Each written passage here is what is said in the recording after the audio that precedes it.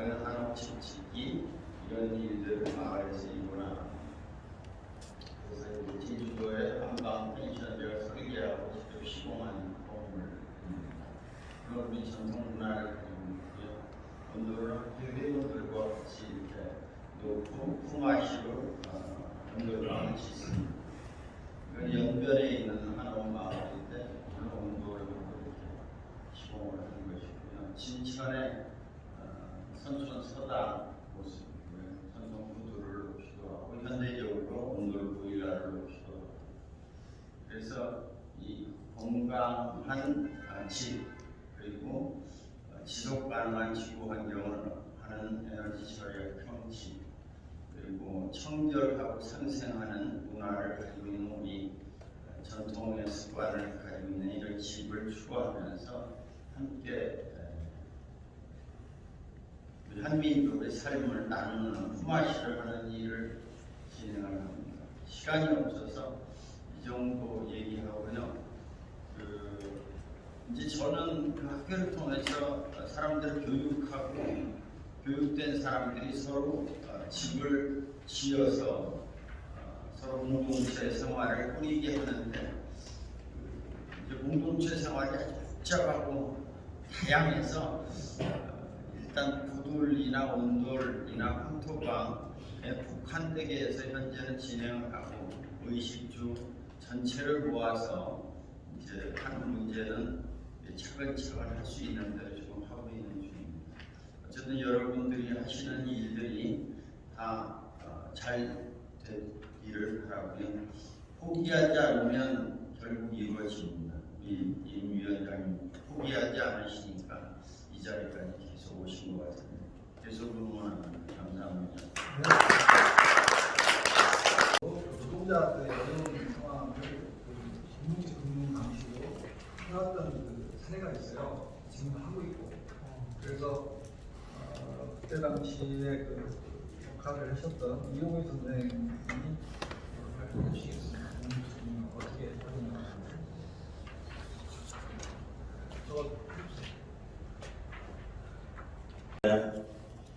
여기.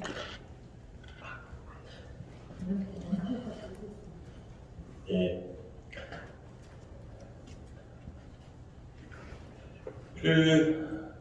제 할당된 시간이 10분으로 알고 8분? 네, 8분을 알고 진행해 보도록 하겠습니다.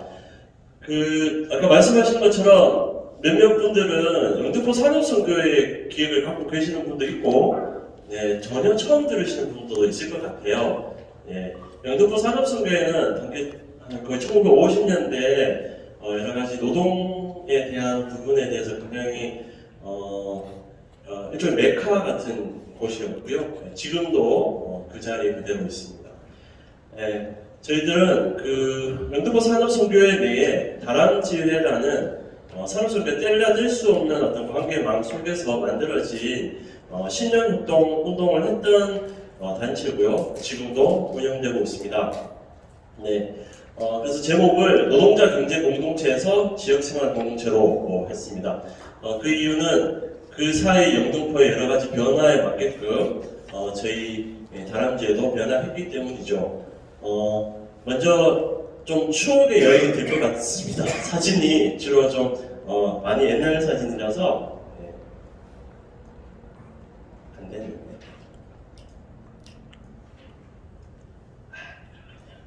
네, 크게 영등포 산업선교회 협동운동이라고 저희들은 불렀어요.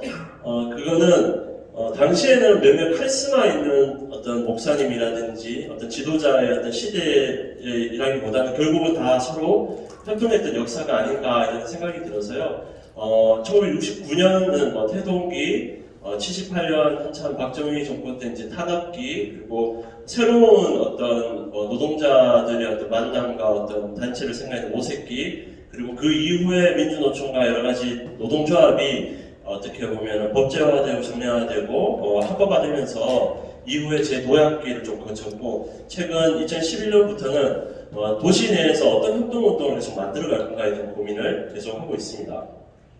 네. 태동기 보시면은, 네, 저희들이 처음에 69년도에 이제 이런 모임이 만들어졌을 때 가장 크게 걱정했던 부분은 결국 함께하는 사람들의 삶이었던 것 같아요. 네.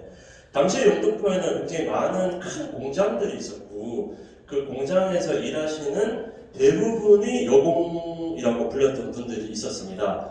대부분 그분들은 도시에 처음 올라왔고 도시에서 안정적인 삶을 가지기가 힘들었고 결국은 먼저 올라온 선배들의 어떤 이야기와 선배들의 그거로 이제 돈을 좀 이제 이 안에 있는 신용협동조합에서 돈을 빌려서 당시에는 뭐 도집방 뭐 이렇게 해가지고 얻고 도시에서 살기 시작한 거죠. 당시의 기록을 보면은요. 저희들이 지금 기억하는 것보다 훨씬 더 스케일이 컸던 것 같아요. 네. 당시에는 주택조합 같은 걸 만들어가지고 아예 제가 확인한 바로는 강남 그 근처, 강남이 개발되기 전부터 그 어딘가에 이제 주택을 지은 기록도 있고요. 그리고 뭐 공동 구매를 해서 만든 거고 심지어 그 폐 타이어 재생 공장을 실제 만들어서 굴러본 경우도 있었습니다. 결국 그런 어떤 경험과 공업이 결국은 이제 생활의 공간 협동조합이었던 거고, 그리고 심지어 다양한 소모임과 그리고 모임이 있었고, 그리고 결국에는 그 안에 협동 사상이라고 해요. 협동 운동을 계속 하자고 하는 끊임없는 질문과 끊임없는 리더십을 보여줬던 목회자가 있었던 거죠. 네, 뭐 이쪽으로 네, 그래서 뭐 당시에 봅니다. 뭐 건전한 직장과 가정, 건전해 보이죠? 그리고 이제 뭐 이렇게 모여서 만들기 모임하고, 네, 그리고 이제 성교 타이어 공장에 가가지고, 네, 타이어 공장하고, 당시 이제 사무실에 이제 신인협동조합의 모습입니다. 그런데 당시 이제 도시산업선교회를 속된 말로 이제 도산이 들어오면 도산한다는 많은 어떤 그 공장의 사용자들끼리 어떤 모임도 있었고요. 당시에 이제 근로기준법 관련한 여러 가지 노동산에 가장 불만과 불평이 모이는 곳이었기 때문에 많은 탄압과 이런 부분이 있었습니다. 그 탄압 중에 결국 어떤 일이 있었냐면은 저희들이 이제 78년도까지 꾸준히 이어오던 신용협동조합의 조합원에 대한 개인 정보를 이제 내어놔라 하는 이제 그런 게 있었습니다. 그 이유는 당시에 그 다람쥐의 이름 전에 신용협동조합 이름으로 제가 알기로 당시 재무부 제1호 신용협동조합이었습니다. 그러니까 지금 말하면 신협 그 조상 같은 조체죠. 네. 신협 조상이 1호점이었는데 그 1호점이 우리 도저히 이런 탄압이 있어서는 조합을 할 수 없습니다 해가지고 해체 선언을 하게 됩니다. 그래서 그때부터 비인가 협동조합의 길을 걷기 시작합니다. 네, 그리고 당시에 그런 목회자분들도 구속되고 폭행하고 이런 여러 가지를 통해 가지고 결국은 78년도에 비인가로 새롭게 조합원을 구성해서 그때부터 다람쥐회 이름으로 창립하게 됩니다. 네, 다람쥐회라는 이름은 다람쥐들이 주로 뭘 먹죠? 네, 도토리나 이런 거 먹습니다. 상수리나무나 이런 다음에 이제 도토리를 먹고 이제 겨울이 되면 그걸 어디 숨겨두기도 하고 혼자 많이 먹으라고 숨겨두는데 이제 봄이 되면은 잘 못 찾는데요.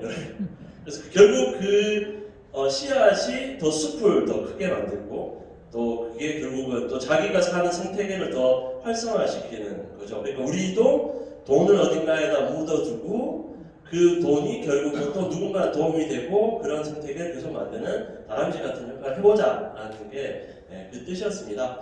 그래서 그때 이제 좀 포괄적인 어떤 상황에서도 엄청난 분들이 많이 모여서 이런 노동절 기념 예배에 이렇게 많은 분들이 왔고요. 코로나는 상상할 수 없던 이런 대규모 인파가 있습니다. 그래서 그러다가 이제 87년부터 좀 달라집니다. 저희들이 여기 나눈 이유는 뭔가 주체가 좀 바뀐다는 거죠. 87년 이후에 더 이상 이제 탄압받는 노동자들의 어떤 휴식처가 아니라 뭔가 이제 다 다른 곳에서 좀 활동을 하시고 주로 교육이라든지 이런 것으로 풀리다 보니까 또 그 사이에 서울 수도권의 공장들이 이제 없어지는 거죠. 그래서 대규모 공장이 쇼핑몰로 바뀐다든지 아파트가 되고 이러면서 실제 드나들던 노동자들이 줄고 결국 동네에 같이 활동하시는 지역 활동가 아니면 그런 교육을 받고 싶어하는 분들의 모임이 계속 있었죠. 그래서 결국 94년도에 경제공동체 대안이라고 이름을 해서 지금의 어떤 자본주의를 좀 넘어서는 다른 대안 생활을 계속 지역에서 꾸려보자라는 게 만들어지기 시작합니다. 그래서 당시에는 이제 여러 가지 이제 노동자 간부 교육이 계속 있었고요. 이제 전체 조합원 교육도 했었고 이제 당시에 이제 했던 게 이제 다람쥐에서 주도하는 협동학교. 예, 어떻게 우리가 지역에서 협동하면서 협동조합을 만들어 볼까 아니면 조합들끼리 어떤 연계망을 계속 만들어 볼까 했던 기본 실무자나 협동가 교육이 있었고요. 그리고 98년도에는 이제 협동조합의 재도약이라고 해서 협동조합 법이 있기 전에 협동조합을 계속 지원하고 만드는 활동을 시작했습니다. 그래서 당시 다람쥐회에서 출자금을 내고 만든 조합들이 이제 서로 살림 생협 주부들이나 이제 지역의 분들이 좀 더 친환경 음식과 좀 안전한 먹거리를 위한 생협이 시작이 됐고요. 2002년도에는 서울의료생협이라는 이름으로 대림동에 그 간호사분들이나 몇몇 분들과 함께 이렇게 의료생협을 만들게 되고 그다음 이제 햇살 보금자리라든지 뭐 이런 거는 이제 영등포에 점점점 차상위 계층 그리고 주거가 취약한 분들이 계속 늘고 있는 상황에서 어떻게든 이걸 해결을 위한 하나의 어떤 중간 역할을 해야 되지 않을까 해서 햇살 보금자리라는 것을 운영하게 됩니다. 그리고 결국 2011년도에 다람쥐의 자산은 24억 정도를 하게 됩니다. 근데 이때부터가 좀 어려워진 게 부딪힌 거죠. 그러니까 뭐냐면은 신용협동조합 운동의 영역과 실제 신협의 운영에 이제 뭔가 부딪힘이 일어난 거죠. 왜냐하면은 그 많은 시간 동안 사람들은 은행이라는 것이 더 이상 무언가 이렇게 협동으로 하는 것이 아니라 당연히 이용해야 될 뭐 텔레뱅킹 뭐 누구나 이용하는 은행처럼 느끼고 더 이상 사람들한테 우리들의 은행이라는 거는 그게 왜 필요하지? 이런 좀 했던 게 있었던 거죠. 결국 당시에 많은 협동조합의 어떤 자산을 좀 더 출자를 서로 상호 출자하면서 만들었던 많은 협동조합이 이런 협동조합이 의료생활도 만들었는데 좀 어려움에 봉착하게 됩니다. 어려움에 봉착한 건 뭐냐면 그때 만들었던 그 많은 자산이 잘 운영되거나 부실하지 않게끔 하는 상호 뭐라고 해야 돼 감시와 그리고 지금 은행에 맞는 형식에 맞는 서로의 어떤 차이가 엄청나게 갭이 크다는 걸 이제 인지하게 되는 거죠. 그래서 결국은 자산 규모는 크지만 자산 관리 체계가 되게 미숙하다는 것을 서로 성찰하고 그래서 어떻게 하면 좀 안정적인 발전 모델을 만들 건가지 계속 얘기하게 되고 결국 그 안에 협동조합의 조합원들의 출자금이 훨씬 더 많이 내는 출자금들의 운동이 좀 있었고요. 결국은 이제 같이 조합의 비전을 새롭게 계속 만드는 활동을 계속 해보자고 하게 됩니다.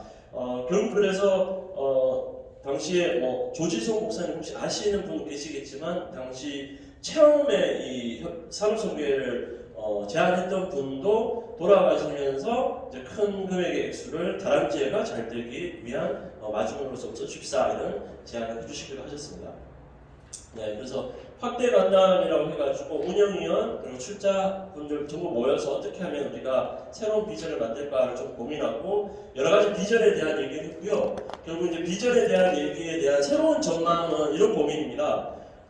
결국 지금 우리가 하고 있는 이 조직체는 신협과 다른 차이가 있다. 그 차이를 명확하게 하고 그러면은 우리가 그 신협과 다른 법적 체계에 들어갈 수 있는 그 무언가를 계속 고민하면서 계속 만들어가자라는 게 저희들의 좀 고민이고요. 결국은 또 하나 더 붙이자면 지금 우리가 말하는 그런 금융자본주의에 대해서 여러 가지 대항책을 내주고 있지만 실제 그 대항의 근본적인 질문을 할 수 있는 우리만의 은행이 있느냐 그리고 그 은행이 결국은 우리가 하려고 하는 생태 전환이라든지 다양하게 뭐 했을 때 그 마중으로 해줄 수 있는 우리만의 기금과 운영을 할 수 있는 곳이 있느냐. 그 고민을 여기서 계속 해야 된다는 거였고요. 결국은 노동자들이 빠져나간 그곳에 지역의 비정규 노동자들, 조직되지 않은 노동자들도 함께 할 수 있으면서도 동네와 함께 할 수 있는 시민들이 만날 수 있는 그리고 일개 시민들이 활동을 좀 편안하게 할 수 있는 그리고 건강하게 할 수 있는 최소한의 활동가들끼리의 어떤 보증, 활동가들의 활동에 대한 어떤 보험이 안 되지 않습니까? 대부분 활동가들이. 그래서 그런 활동가들을 건강계, 그리고 그걸 통한 어떤 자산화를 계속 만들어가는 고민을 해보자는 게 저희 다람쥐의 고민입니다. 저는 4년간 다람쥐 회장을 역임했고요. 지금은 회장은 아닙니다. 그냥 운영위원으로 같이 참가하고 있고, 그리고 새로운 회장이 이미 이제 계속 같이 운영을 하고 있습니다. 오늘 발표는 이 정도로 하고 좀 질문을 받은 시간 없으면 제가 이후에 끝나고 진행하면 되겠습니다. 이후에 네네네네. 네, 고맙습니다.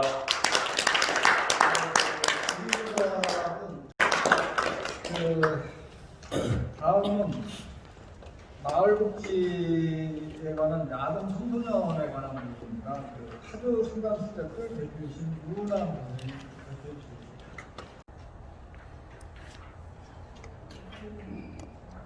잘 안 들리세요?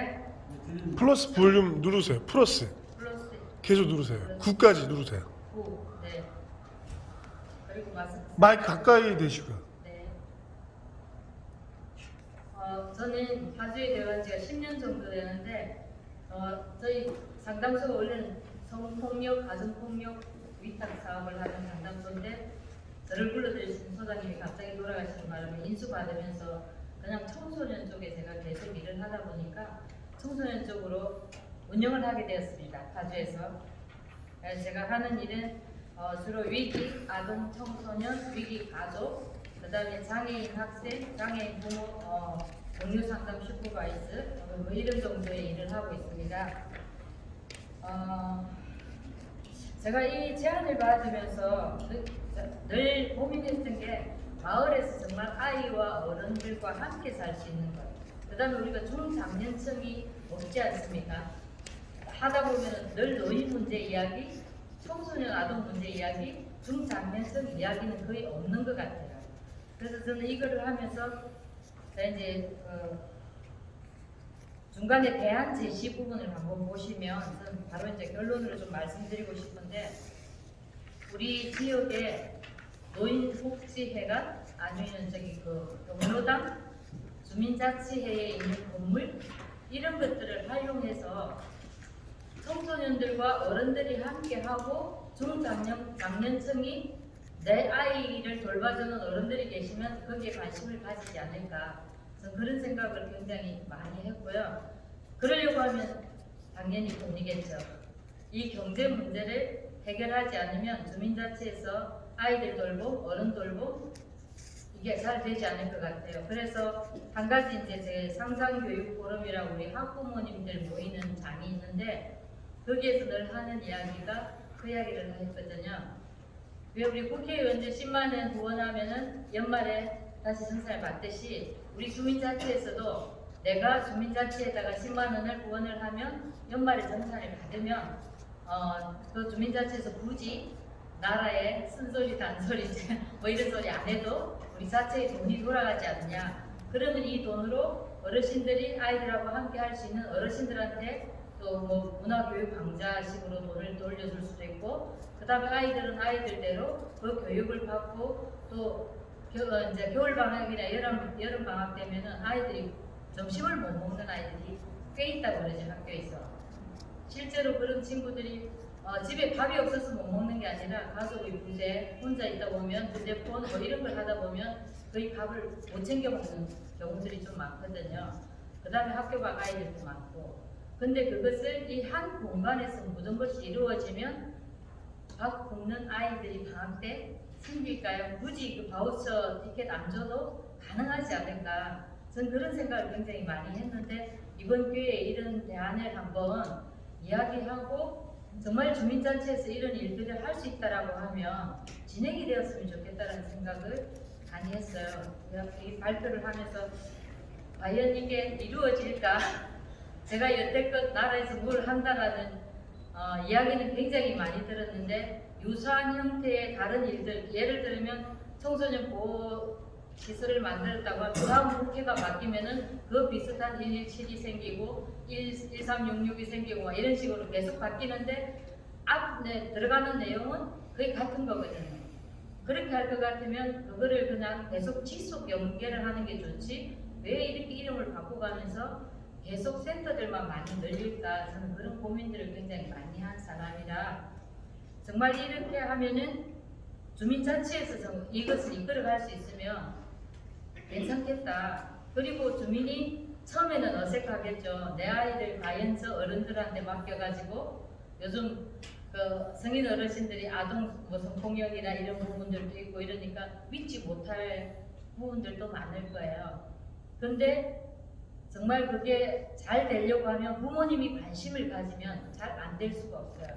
내 아이들이 그런 피해를 보는 아이들은 부모님이 관심을 안 가지기 때문에 피해를 보는 아이들이 많아요. 그래서 동네 어르신들이 정말 저 집에 아이가 혼자 있어서 걱정이 되는데 챙겨주고 싶거든. 혹시 나를 나쁜 어른으로 볼까봐 염려돼서 못 챙겨주시는 분들도 저는 봤어요. 그러니까 이것을 잘할 수 있는 것은 결국은 주민 전체가 주민의 모든 사람들이 회의를 하든 아니면 모임을 하든 한 장소에서 함께 밥을 먹을 수 있다라는 거. 그 다음에 함께 이야기를 나눌 수 있다라는 거. 그 장소 제공과 그 다음에 이게 운영되는 경비가 저는 제일 중요하다고 봅니다. 그렇게 되면은 물론 아동 문제, 청소년 문제도 해결되겠지만 성향적으로 굉장히 기질이 안 좋은 아이들은 할 수 없어요. 그거는 어른들이 아무리 잘해주고 싶어도 할 수는 없는데 그런 아이들이 점점 줄어들겠죠. 저는 그것을 기대 많이 하고 이번 이 발표를 하면서 정말 할 수 있을까? 행정부면 하겠지? 그런 의문들을 굉장히 많이 가지고 참여했습니다. 잘 되기를 바라는 마음도 지금 아주 크고 제일 마지막에 있는 글을 이제 읽고 제가 마무리하겠습니다. 지금은 서로 만나고 이야기하고 친근감을 쌓으며 사적 신뢰를 쌓아가는 게 가장 중요하다고 생각합니다.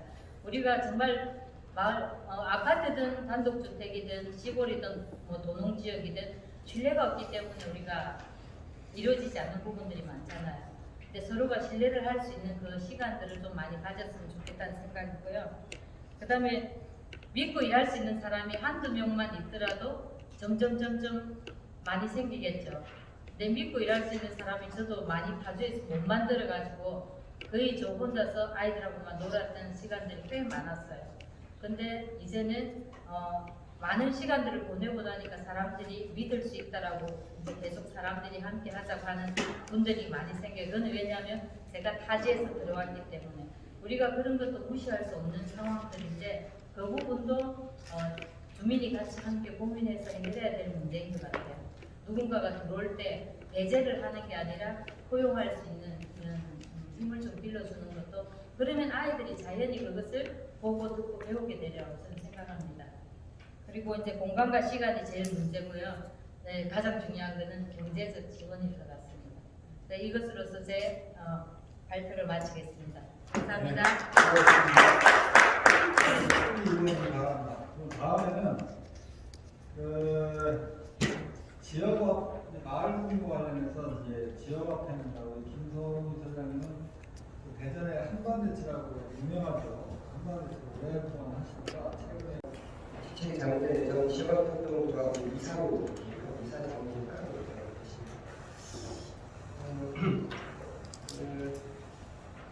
일단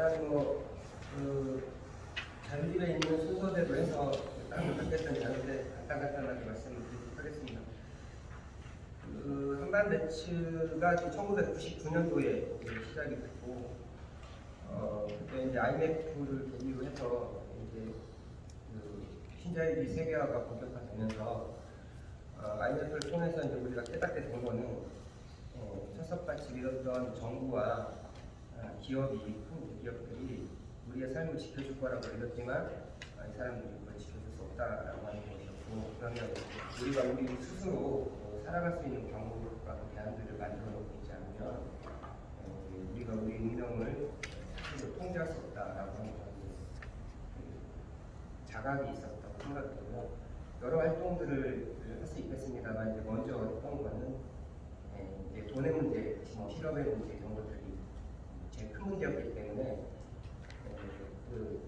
기축통화인 US 달러를 근간으로 하는 대체계와 달리 지역민이 스스로 발행하는 이자 없는 돈을 가지고 산업 생태계나 말하는 제 생태계들을 함께 살려나가는 일을 좀 한번 해보자라고 하는 뜻을 가지고 99년도부터 취업학교 운동을 하는 거고요. 뒤에 이제 나와 있는 거는 매체 실패는 시간 관계상 힘이라고 해서 가도록 하겠습니다.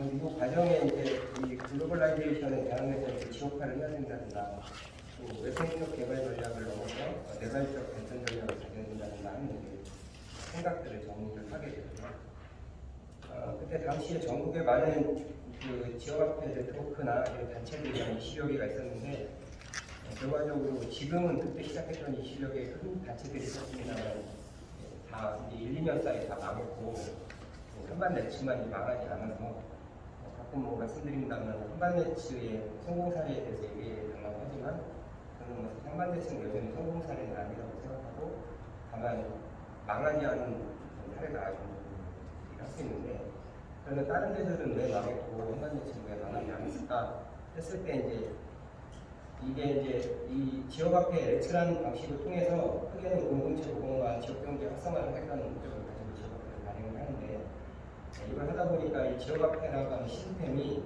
공동체 보건과 지역경제 활성화를 만들어내지 않는다라고 하는 것을 알게 되었다라고 하는 거고, 이 시스템이 작동하려면 먼저 최소한의 이 공동체가 있어야 그 근거를 통해서 레츠가 작동하는데, 그 근거 없이 시스템이 공동체를 만들어줄 것으로 생각하다 보니 이제 잘 안 됐다라고 하는 거고, 저희도 이제 초창기 거래 거의 안 됐었거든요. 그래서 이제 결과적으로 공동체의 최소한의 기반을 만드는 활동을 같이 모여서 밥 먹는 거, 서로 그 필요로 하는 것들에 대해서 자꾸 이야기하는 거예요. 그래서 이제 만나게 하고 서로 무엇이 필요하고 무엇을 할 수 있는지를 보이게 하는 것이 공동체를 형성하는 중요한 일들이었고, 더 나아가서 이제 기왕 모인 길에 나눌 것이 있으면 모인 길에 같이 나누는 작업 같은 거 하고, 또 서로 가르쳐주고 배워주고 이런 거 하는 이런 이제 모임들을 만들면서 그 관계들이 형성이 되니까 거리도 조금씩 생겼다라고 하는 것이 한반네츠의 의미고요. 다만 이제 그때 거의 이제 20년 이렇게 된 단체인데, 지금도 여전히 뭐 회원수는 한 700명 정도랑 그다음에 뭐 거래금액 한 3억 원 정도 되고 없는 있으니까 사실 이 자체가 뭐 이렇게 한계를 가지고 있는 거죠. 다만 이제 긍정적인 측면을 보자면 이 과정에서 뭐 2002년도에 예전에 이제 민들레 의료 생협을 만든다든가, 그 다음에 저게 이제 먹거리를 뭐 기반으로 한 풍화생협 같은 조직을 만들게 되는 기반들이 없다는 거예요. 그래서 이제 뭔가 새롭게 발전시켜야 될 그 과제들이 있는데, 그러던 층에 이제 그러던 차에 전 세계 유례 없이 대한민국 사회가 지자체 지방정부 관행 지역화폐가 대유행을 하기 시작했고, 그러면서 이제 우리는 또 뭐냐 이제 이런 이제 긍정적인 측면에서는 지역화폐 운동이 한국 사회에서 시민권을 얻었다라고 하는 측면에서는 좋은 거지만, 한쪽 측면에서는 원래 지역화폐의 본래 목적과 의미가 무엇이냐라고 하는 거에 대해서는 다시 한번 신중하게 접근해야 되지 않을까라는 생각들을 하게 되었다라고 하는 내용입니다. 그러면서 이제 각각 대전에서는 이 한반대치에서 발행하는 계좌 방식의 이제 레츠 시스템 말고 상품권 방식의 이런 것들을 민간에서 하고 있었고, 마을 단위에서도 하고 있었고, 조직적으로 하고 있었던 건데, 이런 것들을 좀 더 이 장단점이나 한계들을 극복하는 새로운 유형의 지역화폐들을 만들어보자라는 생각을 하게 됐고, 그러던 차에 이제 독일에 있는 그 킹가우 모델을 좀 한번 벤치마킹해서 그것으로 만들어보고, 현재 여러 가지 결제 방식이 뭐 이렇게 계정 거래 방식이라든가 지폐 방식이라든가 이런 것들은 다 넘어서서 스마트폰 기반으로 바뀌고 있기 때문에, 스마트폰에 기반한 방식으로 여러 지역화폐들의 시스템들이 다 복합적으로 사용할 수 있는 지역화폐 플랫폼을 스마트폰 어플리케이션 개발해서 만들어보자 이제 하게 됐고, 이제 당시 산업통상자원부의 R&D 사업이 있어서 거기에 참여하면서도 당시 운영체 개발을 해서 이제 지금 이제 시행을 하고 있다라고 하는 거죠. 사실 유랑 발상에는 가셨는데 우리 이제 황선희 선생님이랑도 예전부터 좀 교류가 있었는데 일종의 이제 화백 회의에서 이제 봤던 굉장히 중요한 아이디어 중에 하나는 어떤 의사결정을 할 때 단지 그것이 일인 일표인 걸 넘어서 자기가 원하는 의사결정에 말빨을 태운다고 표현한 자기가 돈을 내는 그런 방식이거든요. 그럼 그 모아진 돈을 가지고 프로젝트를 진행하는 거죠. 이게 이제 그 킹가우어의 방식이니까 소비를 하면 소비를 하는 사람들에게 2% 내지 3%의 기부 권한을 주고 그러면 자기가 원하는 사용자를 해결하는 데다가 기부를 할 수 있는 그 소비자들이 각각 그것을 하는 거죠. 그러니까 이것 자체가 아마 어느 프로젝트가 중요하다라고 하는 의사결정 과정이라고 볼 수 있는 거고요.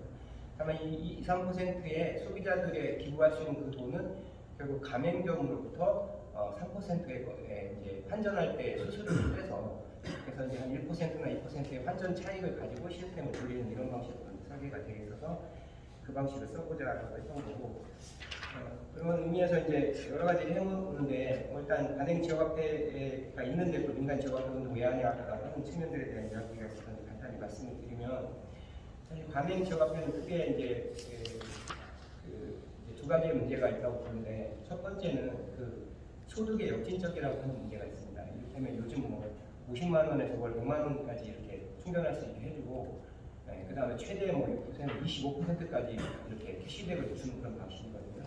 그럼 매월 100만 원을 충전할 수 있는 사람이 누구냐라고 봤을 때는 사실 현금 소득이 적은 사람들이 100만 원 충전할 수 없거든요. 여력이 있는 사람들이 충전하게 되면 오히려 그 사람들이 100만 원 충전해서 사용해가지고 20만 원 캐시백을 받는 분이니까 결국 이런 그 문제가 발생하는데 어쨌든 뭐 정부 차원에서는 경기 활성화나 측면에서 하는 그런 측면이 있다고 봅니다만 이 소득의 여진적인 문제도 있고 그다음에 이제 또 하나의 문제는 이 정책이 바뀌거나 여러 정치 환경들이 변화가 일어나면 예산을 끊으면 이게 지속 가능하지 않다라고 하는 문제들이 있는 거고요. 또 하나는 뭐 여기 유출 때문에 지역화폐를 한다고 이야기를 합니다만 결국 지역화폐로 결제를 해서 가맹점이 그 사용을 하는데 가맹점이 바로 재사용을 하지 않고 그걸 바로 환전을 하기 때문에 그 가맹점이 결국 물건을 누구한테 대금 지불을 하냐 보면 결과적으로는 서울 수도권 중심의 대형 교통자본이나 금융자본에게 돈이 빠져나가는 구조는 여전하기 때문에 여기 유출은 일시적인 유해 현상일 뿐이지 그것이 여기 유출 저지력을 근본적으로 갖는다고 보기 어려운 그런 측면들이 있다는 것이고요. 그리고 무엇보다 중요한 건 이 발행할 때 사실은 공은 뭐 누가 그리고 뭐 돈을 누가 벌고 하는 얘기가 있듯이 사실 제일 회피한 애들이 이 과정에 있는 피지사들입니다. 여러 가지 돈을 환전하고 하는 과정에 피지사 수수료를 또 신용카드 거래망을 타기 때문에 그 수수료들이고 이 과정에 전국에서 발행하는 지역화폐 지방정부에서 하는 거에는 이 피지사들이 벌어들이는 연간 수입이 3, 4천억 정도 되는 돈이 있기 때문에 다시 이것이 누구를 위한 지역화폐인가라고 하는 문제들을 좀 갖게 된다고 하는 것이고 그래서 현재 이제 저희가 생각하는 거는 크게는 이제 기부 플랫폼과 지역화폐 플랫폼 그 다음에 이제 마을 공동체와 사회적 경제들이 다 연결되면서 온라인과 오프라인이 연결되는 온라인과 오프라인 연결된 유통 플랫폼들을 다 같이 결합시키는 방식의 지역화폐들을 만들어 보자 해서 이제 운동을 하고 있고 지난 이제 한바페이라는 이름으로 만들면서 이 한바페이라고 하는 지역화폐를 만들 때 운영 주체가 결국 이 플랫폼을 운영하는 방식을 어떻게 해야 될 것이냐의 문제가 있어서 최근에 얘기 나오는 플랫폼 협동조합주의라고 하는 거에 입각해서 협동조합으로 지역화폐 협동조합을 만들어서 각 이해관계자들이 조합원을 구성해서 이제 하고 있다는 것입니다. 9월 21일 날 이제 출시가 돼서 요새 막 이제 조직화 사업 중인데 현재까지 해서 800명 정도 이용자들이 들어왔고 그래서 한 7천만 원, 8천만 원 정도 충전을 했고 이제 가맹점들이 지금 80개 정도 있는 겁니다. 그래서 앞으로 한 3년 정도 지나서 대전 시민한 5% 정도 조직하고 거기에 맞는 이제 가맹점들을 사회적 경제나 이런 것도 연결해서 하는 건데 크게 4가지 유형으로 하고 있습니다. 하나는 지역화폐로 결제하는 것을 로컬푸드랑 연계하고 지역화폐를 하고 있는 것을 커뮤니티 케어랑 연계하고 지역화폐가 마을 공동체와 지역상권과 연결하고 대학과 상권을 중심으로 해서 대학이랑 같이 협력해서 하는 4가지 유형을 가지고 현재 이제 조직사업을 하고 있어서 이 모델들이 올해까지 완성이 되면 각각의 유형들을 개별적으로 발전시켜 나가는 방식을 할 거라고 하는 거고 혹시 이제 이렇게 민간이 자발적으로 하는 이 지역화폐 운동에 관심이 있으신 분들은 저희가 만든 플랫폼들을 같이 공유하고 함께 쓸 수 있고 일정의 비용 부담만 같이 공유한다면 그렇게 할 수도 있으니까 혹시 만약에 관심이 있으신 분들은 같이 이후에 만나서 일을 하면 좋겠습니다. 제 이야기는